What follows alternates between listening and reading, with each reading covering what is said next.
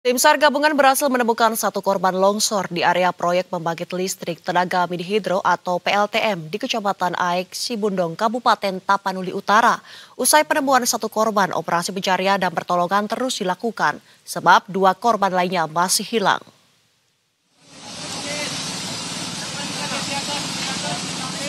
Tim SAR gabungan yang terdiri dari Basarnas, Medan, TNI Polri, BPBD, pemerintah daerah setempat, pihak PLTM, dan potensi SAR lainnya.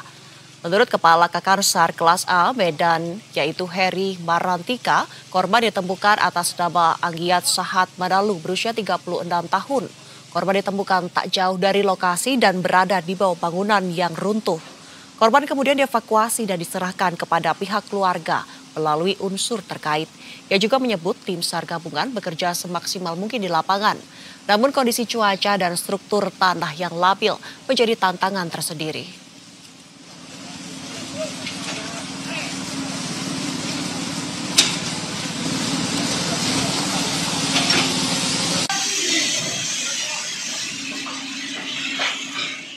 Pemirsa Badan Nasional